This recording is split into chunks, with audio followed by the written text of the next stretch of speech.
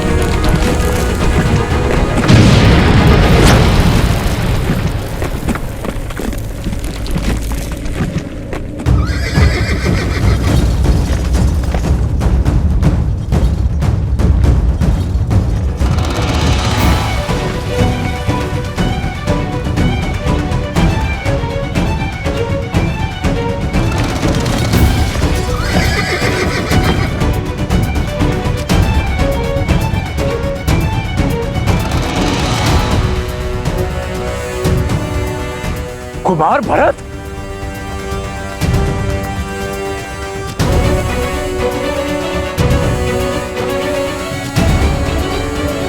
लंका नरेश विभीषण।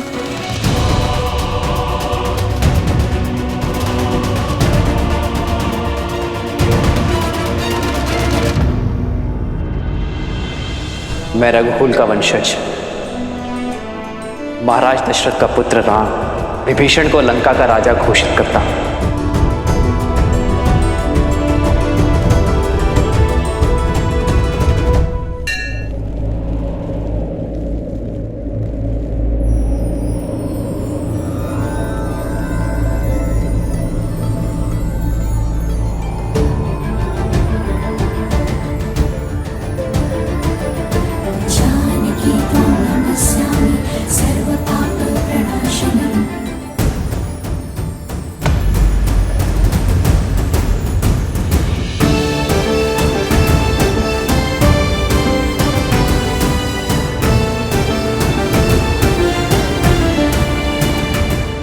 देवी,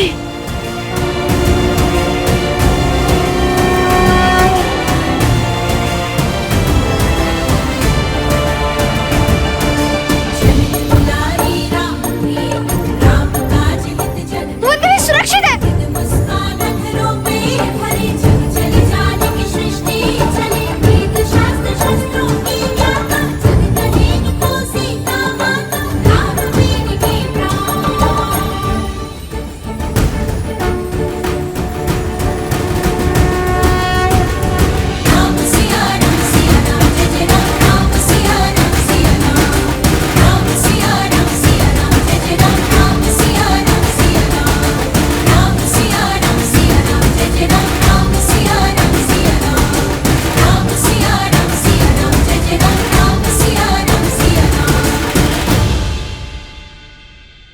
असंभव, ये कैसे हो सकता है?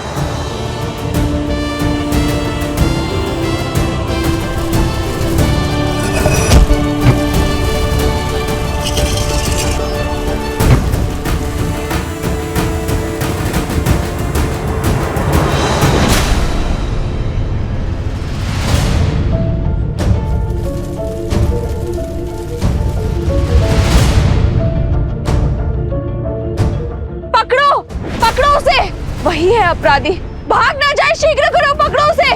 भाग नहीं पाए, भागो, पकड़ो उसे।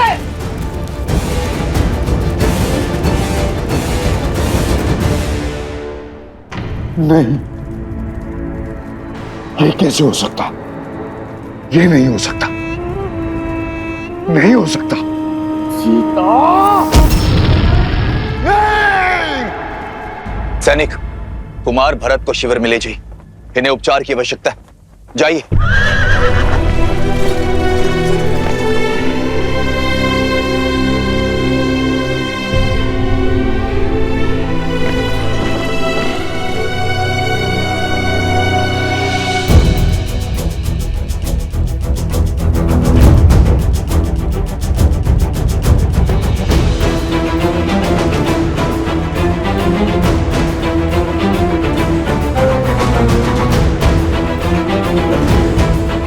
महाराज सुग्रीव, महाराज विभीषण।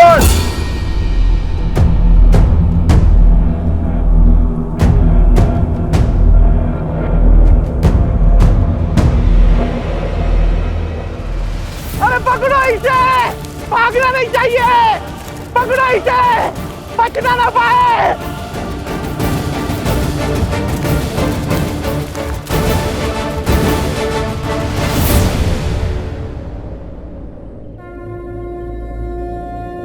सहायता कीजिए माता।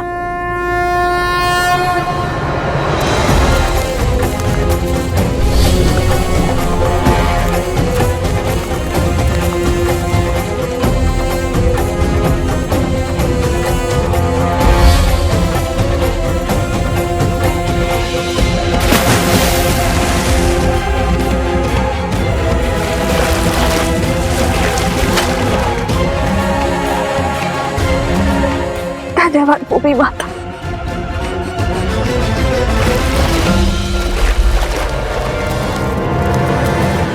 अगर ये पकड़ा गया तो ये मूर्ख मेरे सारे भेद खोल देगा और ये मैं कभी होने नहीं दूंगा।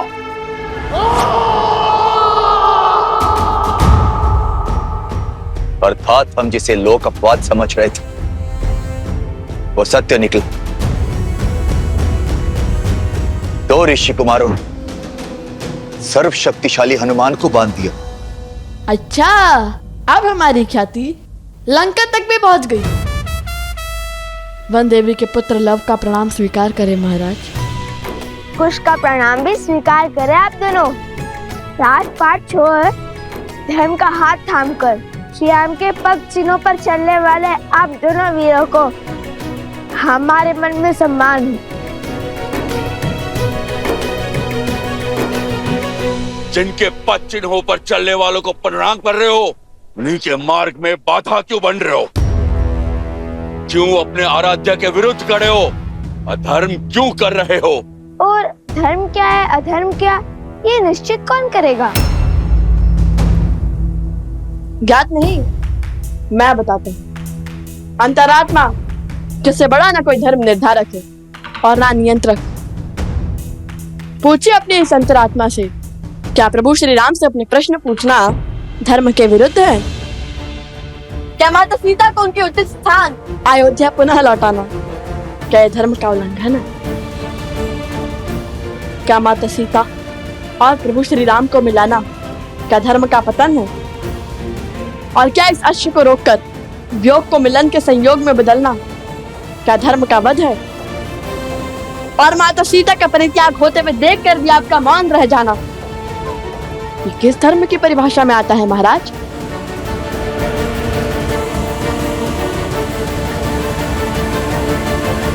अपने हट पर धर्म का आवरण ओढ़ लेने से तुम निर्दोष सिद्ध नहीं हो सकते हो बालकों।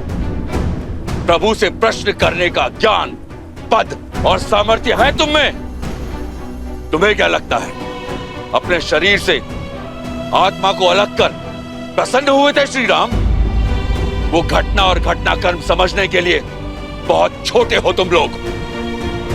और अब बंद करो ये उद्दंडता और मुक्त करो हनुमान को और इस अश्व को, अन्यथा क्या वानर राज?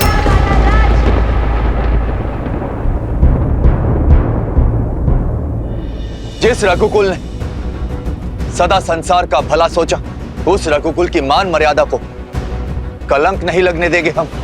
हनुमान जी ने कहा था जिन्हें शस्त्रों की भाषा समझ में आती है उन पर शब्दों का प्रभाव नहीं होता। कीजिए हम पर प्रहार, हम उसका उत्तर देने के लिए सज्ज हैं और समर्थ भी।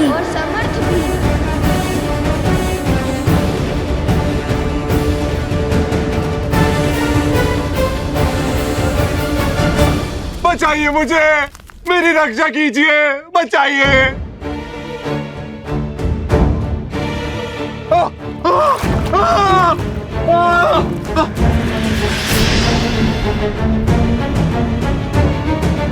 बचाइए मुझे, मेरी रक्षा कीजिए।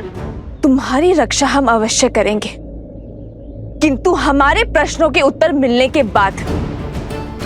बताओ, कौन हो तुम और अनाज भंडार में अग्निकांड क्यों किया?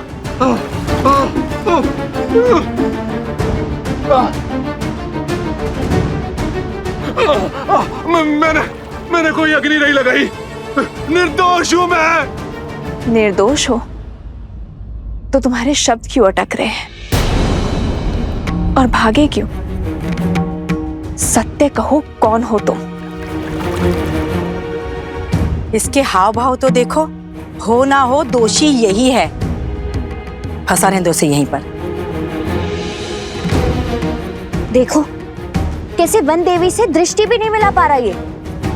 क्योंकि अग्नि इसी ने भड़काई है। हाँ, सारा दोष इसी का है। सारा दोष इसी का है।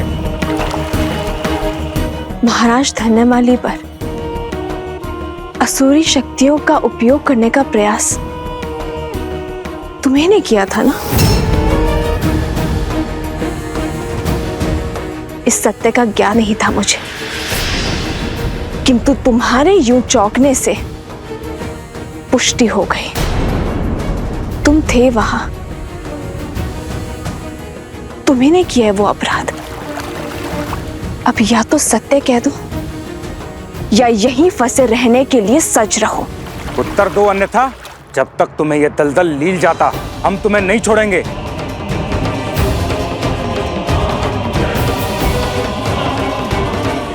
बोलो। हम तुम्हें नहीं छोड़ेंगे, हम तुम्हें जान से मार डालेंगे।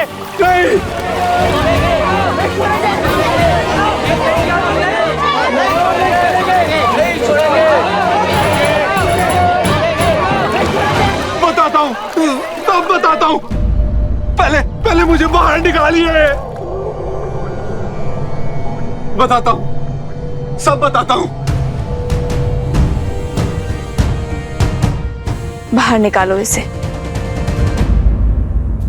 तो ठीक है, राम भक्त का रोष झेलने के लिए सज्ज हो जाओ।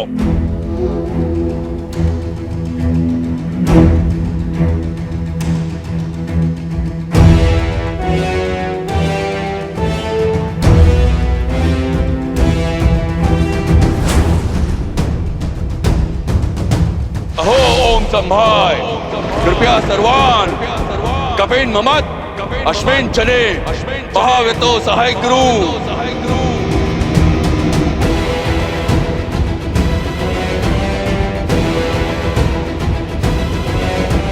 यमाना राग किस अस्त्र का आवाहन कर रहे हैं कुश? अपने सबसे बड़े अस्त्र का। अहो ओम संभाय, विक्रांत सम्राट। सावधान लवकुश, महाराज सुग्रीव के इस वार की कोई काट नहीं होगी आपके पास।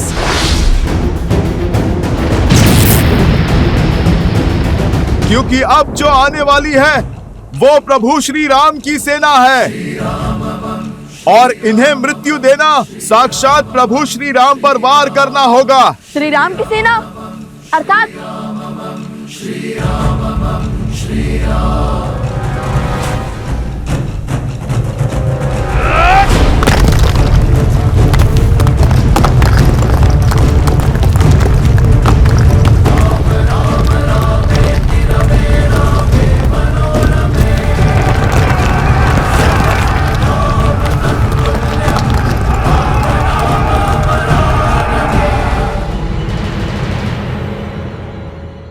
बताओ, क्यों रचा है तुमने इतना बड़ा षड्यंत्र? वो मैंने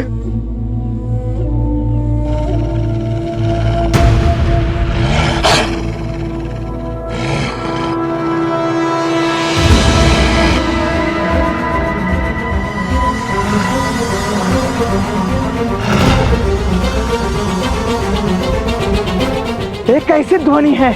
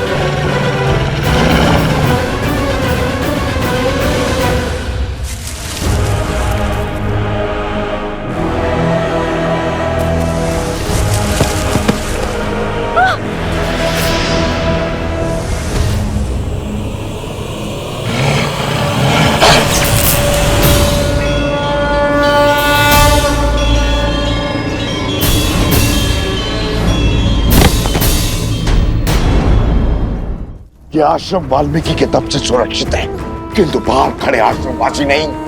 उठो और मार डालो सबको, मार डालो। सब भीतर चलो, शीघ्र करो। वन देवी चलिए। ऋषिवर, आप सभी को भीतर ले जाइए। आश्रमवासियों को आपकी आवश्यकता है। तब तक मैं इसे रोकने का प्रयास करती हूँ। किंतु वन देवी आप चलिए, किधर चलिए ऋषिवर।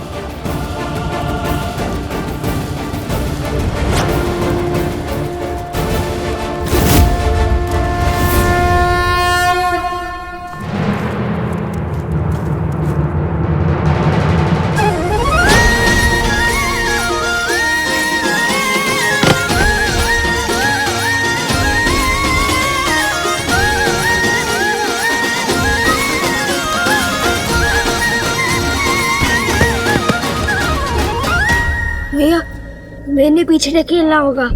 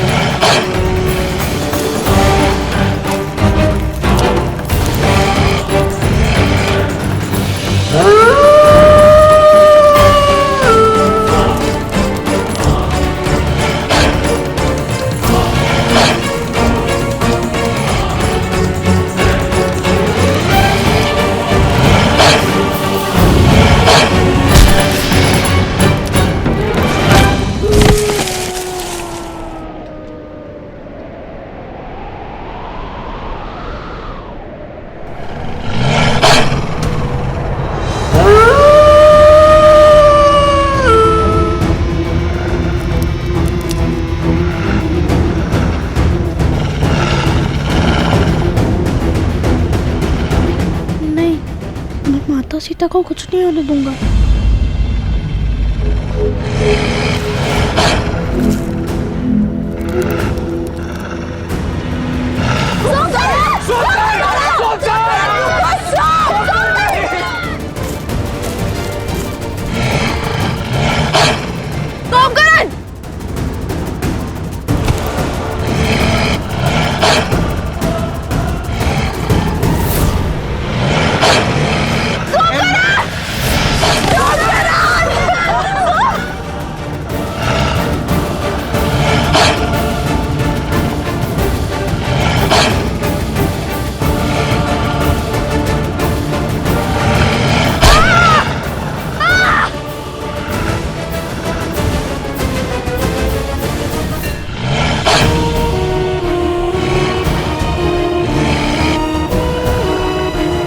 सोमकरण पुत्र,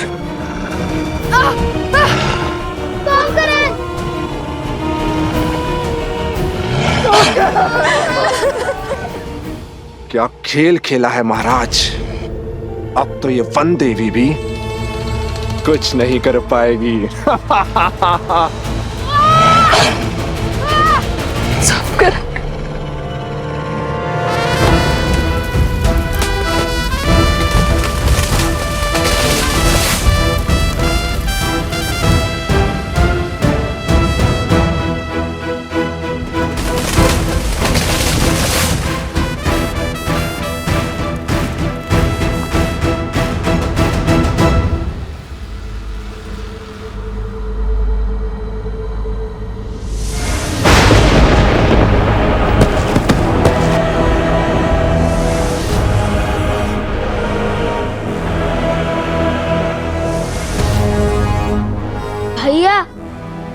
तरीके से पुकारने लगे।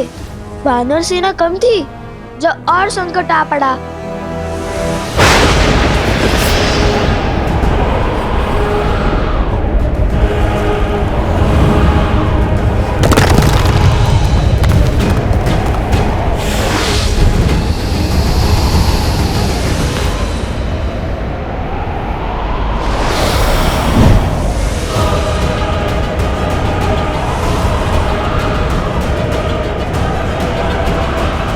लो, लगता है आज लंका का युद्ध सजीव हो जाएगा।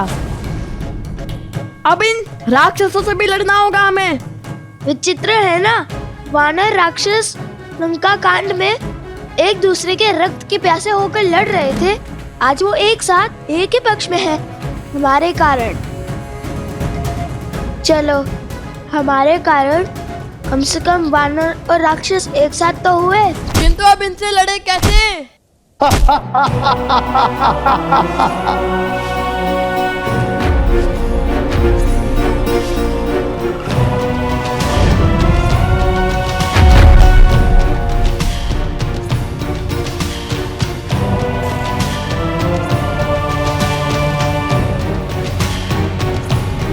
सोचो, कुछ सोचो।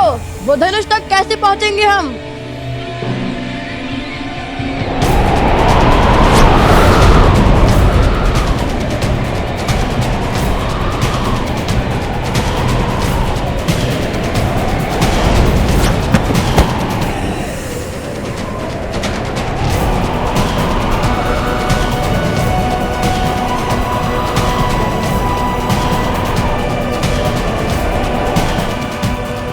वंदे भी।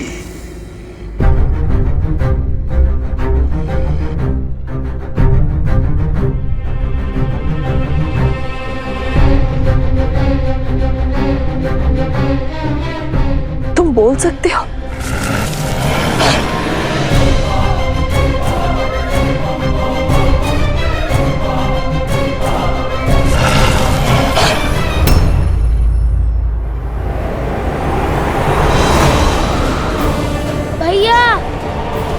हमें वृक्ष को छोड़ना होगा, वरना ये पेड़ उखड़ जाएगा। मेरा हाथ पकड़ो कुश।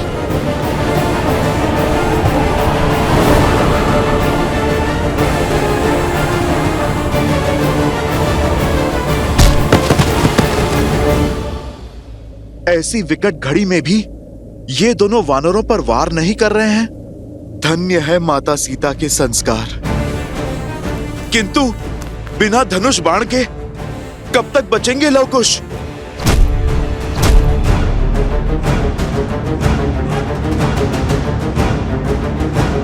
कुश, अब एक ही मार्ग है। मैं इनका ध्यान भटकाता हूँ और तुम जाके धनुष लाओ।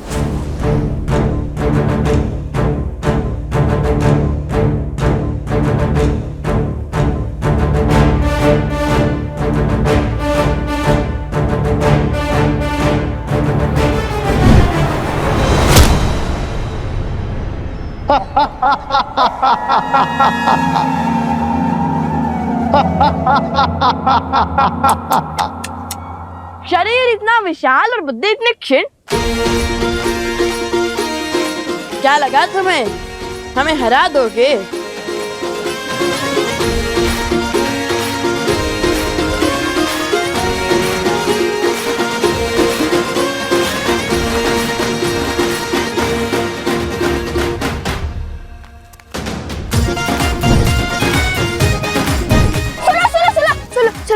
सुना है, बड़े चप्पल हो, बड़ा ऊंचा कूद करते हो।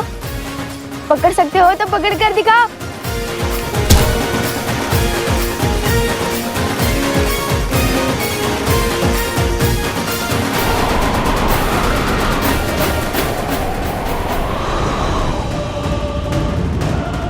अरे विचित्र है, हम क्या तिनके जो तुम्हारी फूंक से उड़ जाएंगे?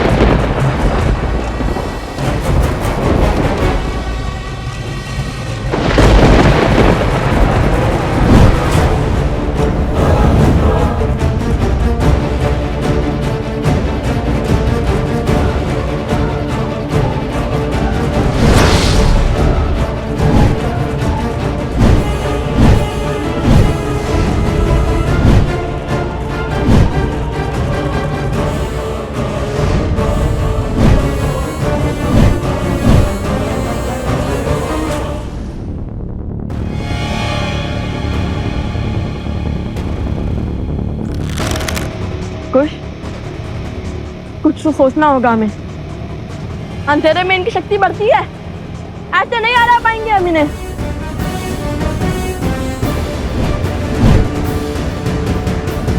भूल गए श्री राम ने इनका अंधकार कैसे किया था?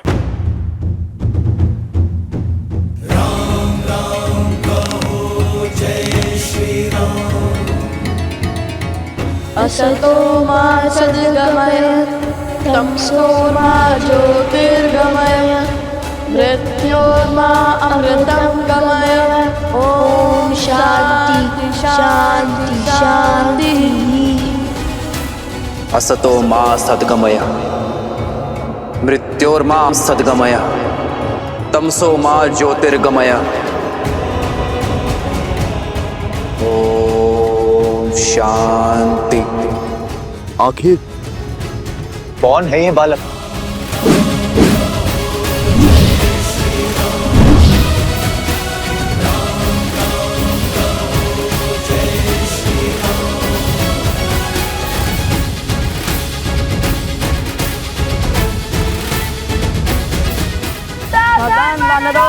नहीं, क्या ये वानरों का वध करने वाले हैं?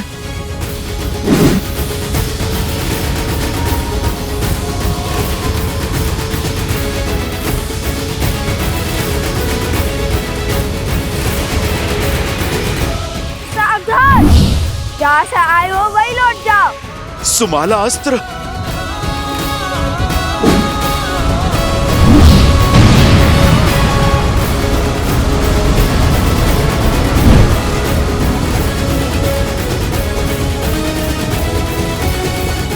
देखा, बिना श्री राम की सेना को क्षति पहुंचाए हमने अपना कार्य सफल कर दिखाया।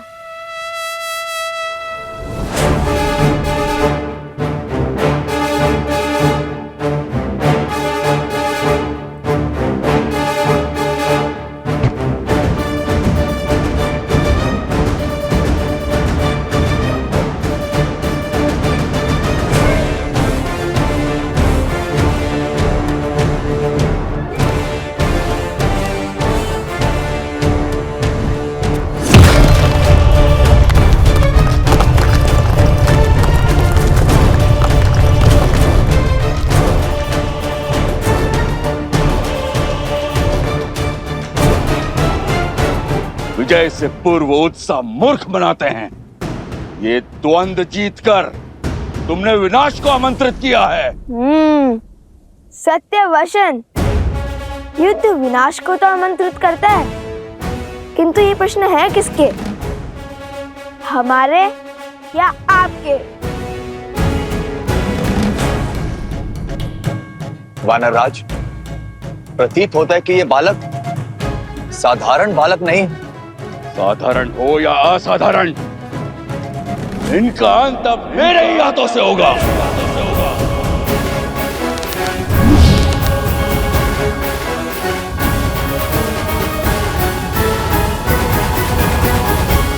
क्या हुआ? चौंक गई वनदेवी? कौन हो तुम? अपना परिचय दो। मुझे परिचय की क्या आवश्यकता है? पुराना शत्रु हूँ तुम्हारा। वाद विवाद का समय नहीं है, ना ही ये समय जान पहचान खोजने का है। यदि तुमने अभी इसी क्षण अपने प्राण नहीं लिए तो मैं इस बालक को मार दूंगा। अरे मायावी भेड़िया, वनदेवी को कैसे जानता है? वो कह रहा है कि पुराना शत्रु है। ऋषिवर, बात कुछ गहरी लगती है।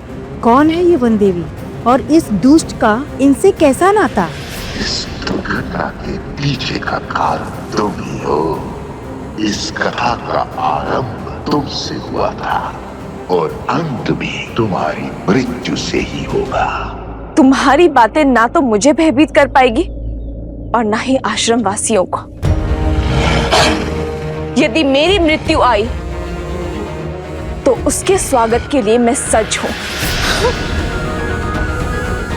किंतु ये बालक, ये मेरे पुत्र समान है और कोई भी माता अपने जीते जी अपने संतान पर कभी आँच नहीं आने देगी।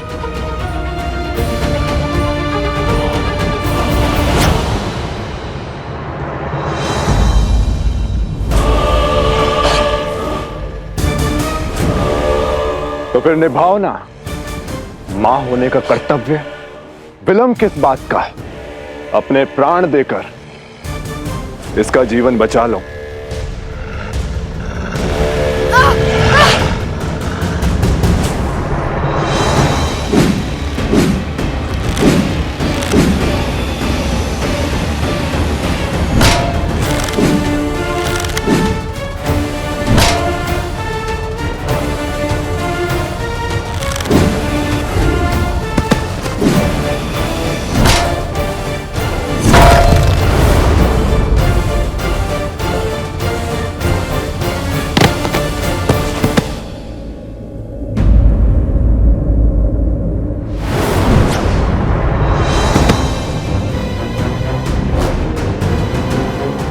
नहीं महाराज,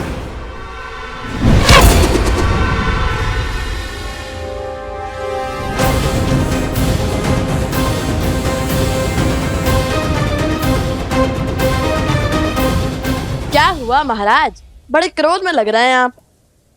लगता है अब अभ्यास हो गया है। पहले क्रोध में आकर बिना सोचे समझे आगे बढ़ना और फिर लड़खड़ाकर गिरना। ऐसे ही जब क्रोध में आकर आप बाली से युद्ध करने निकले थे तब भी आपने मुंह की खाई। फिर जब प्रभु श्री राम की बात न मानकर आप रावण से युद्ध करने निकले तब भी आपने मुंह की खाई। अरे वो तो प्रभु श्री राम ने रावण का छत्र काटकर आपके प्राणों की रक्षा की, किंतु यहाँ तो वो भी नहीं है और हनुमान जी भी बंदी बने हुए हैं। भरत जी, लक्ष्मण जी और शत्रुघ्न जी ये भी मूर्छित हैं। कौन करेगा आपकी रक्षा? बोलो बालको!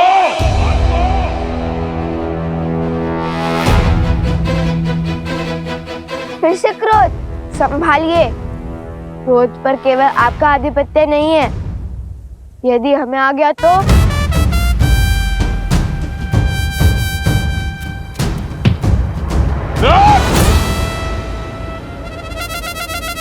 कहाँ गया कायर?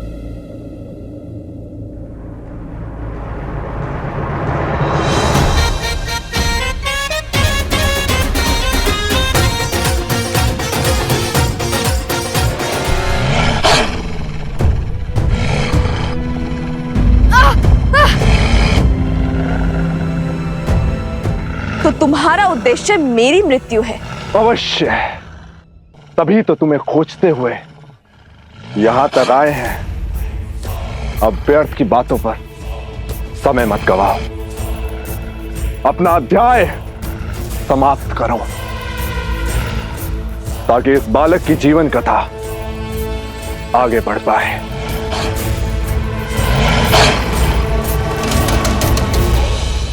क्या है वन देवी का सत्य? और ये भेड़िया वन देवी के प्राणों की आहुति क्यों चाहता है?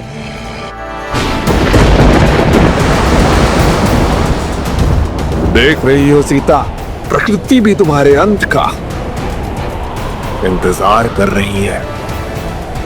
अब कोई बल तुम्हें नहीं बचा सकता और तुम्हारे वो पुत्र भी यहां नहीं है।